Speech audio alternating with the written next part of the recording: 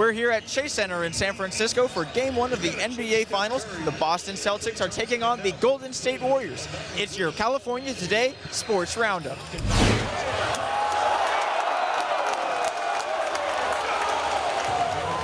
Game 1 of the NBA Finals is in the books, and the Boston Celtics stole home court advantage from the Golden State Warriors. The Warriors got off to a roll, with Stephen Curry and Klay Thompson hitting big threes early and putting Boston on the back foot. They answered in the second quarter, however, closing the deficit to lead 56-54 at halftime.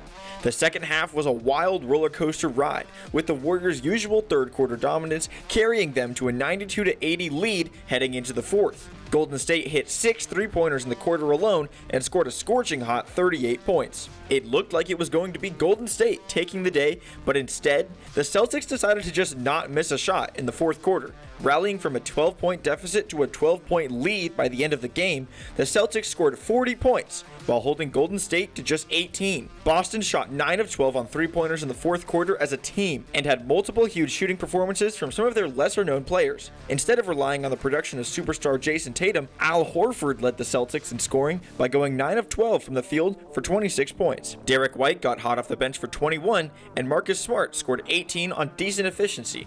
Jaylen Brown also took 23 shots in order to score 24 points. Jason Tatum converted on only 3 of his 17 attempts from the field, but dished out 13 assists in the win. For the Warriors, they played 3 excellent quarters of basketball before completely falling apart in the fourth. Stephen Curry scored 30 of his 34 points in the first 3 quarters, finishing with 7 of 14 on three-pointers and also grabbing 3 steals. Andrew Wiggins scored 20, and Klay Thompson chipped in 15 in the effort. Only 3 players came off the bench before garbage time for the Warriors, and Gary Payton II was not one of them.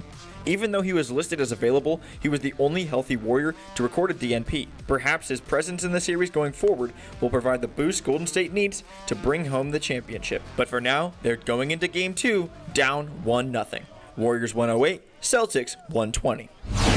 7-time Pro Bowl center Alex Mack is retiring after 13 years in the NFL, leaving a major hole in the middle of the offensive line for the San Francisco 49ers. The 36-year-old Mack announced his retirement on Friday in a move the Niners had been bracing for this offseason. Mack thanked the dedicated fan bases in San Francisco, Atlanta, and Cleveland, where he spent his career, the coaches who, quote, tolerated my stubbornness, his teammates, his opponents, and his family and friends. Mack was one of the most consistent performers since being drafted 21st overall out of California by the Browns in 2009. He became an immediate starter as a rookie, made his first Pro Bowl in his second season, was a second-team All-Pro 3 times, and finished his career as a Pro Bowler in his only season in San Francisco.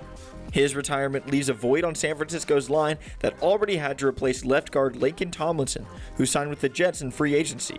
Despite the strong possibility Mack wouldn't be back, the Niners didn't sign a center in free agency or draft one. And that's all for the Sports Roundup.